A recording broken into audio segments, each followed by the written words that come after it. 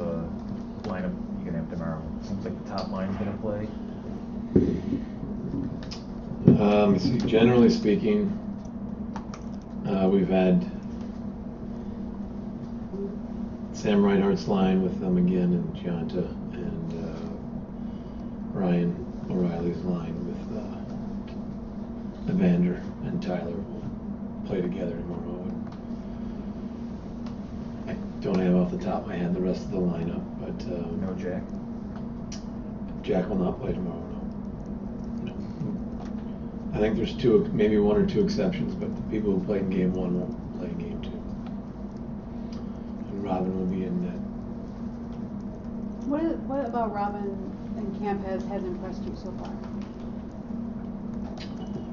Well, how engaged he's been. He's the most vocal goalie that I've seen, been on the ice with, and getting used to that.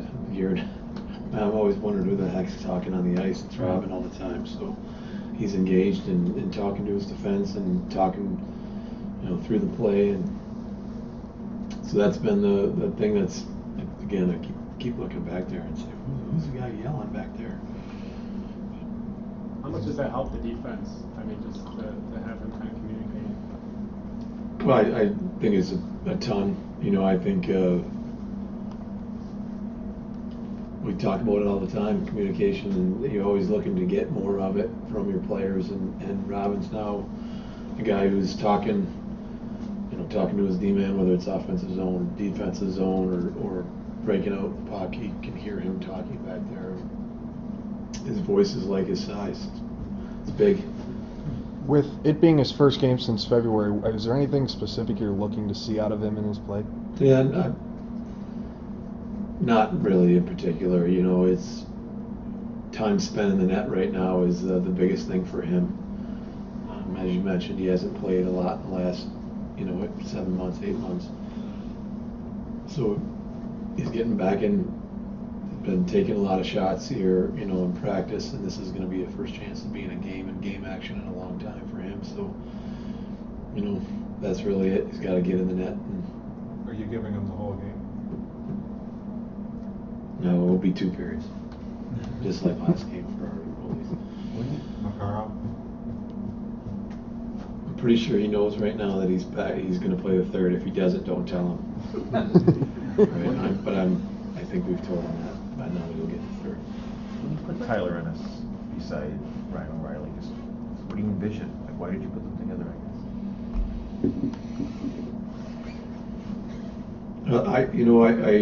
I don't know Ryan O'Reilly as well, maybe as I do now. But I envision a guy who, he's good in all facets of the game, areas of the game, but I viewed him as our best puck distributing guy. I think he's a guy who needs and thrives off playing with somebody and having someone to play with, and I think Tyler fits that, extremely well. I think I've seen it in the first 4 days of them being on the ice together, reading off each other, playing off each other, and I'm pretty excited about seeing it for the first 3 days. I'm pretty excited about seeing it in the game tomorrow. What do you have to see from Sam tomorrow?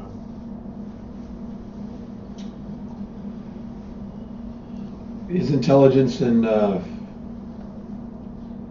just his smarts in the game is evident. That's a strength. Need to see him be able to do it with some speed and be able to do it in a big man's game. He's got to be able to skate, and he's got to be able to play with size in that game. And I seen his intelligence. I think you continue to see his intelligence and his hockey sense, but he's got to be able to do it. Playing at a high level and out there with other men, and that's what we have to see from him.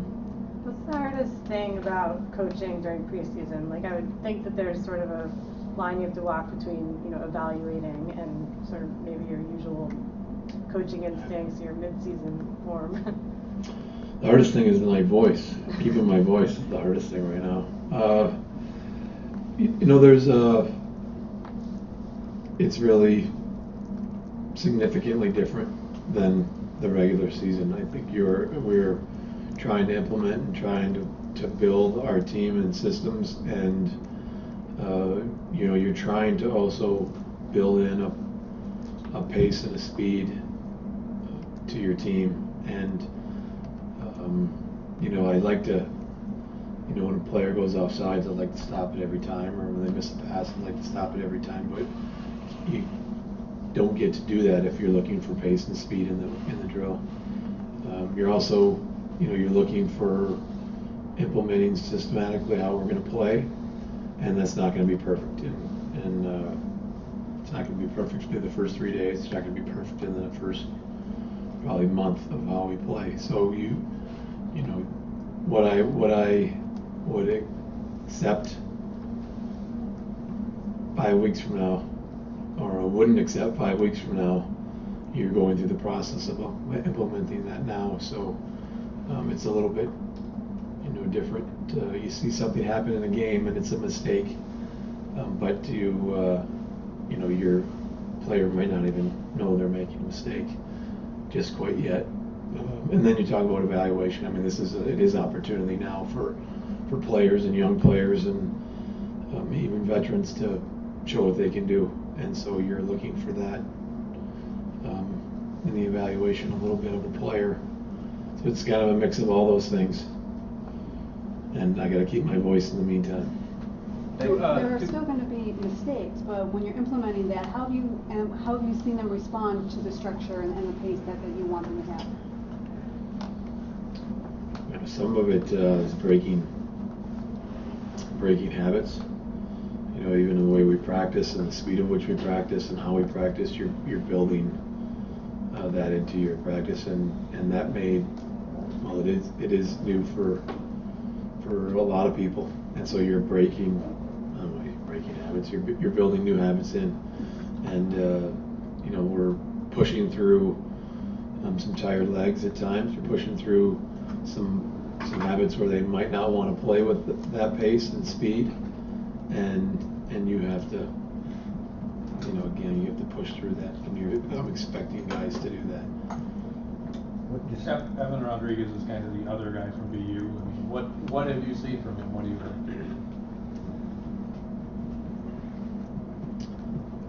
Evan, bless you. Thank you. I mean, I've seen an awful lot from Evan. In fact, I'm a huge fan of what he's done so far in camp. You know, in the development camp this summer, it was the game they played was I was actually a little disappointed in Evan in that game.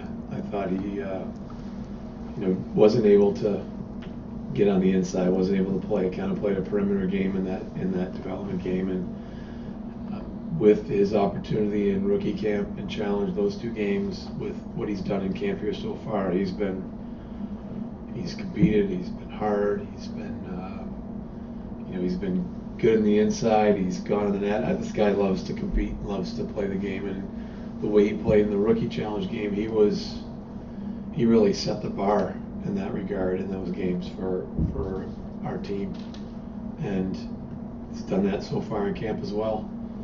You know, he's fighting an uphill battle with where he's at, but I've liked a ton from this guy, and I'm looking forward to seeing him play tomorrow. And congrats on the Bowling Green Hall of Fame. Yeah, thank you. All right, thanks, guys. Thanks, Dan.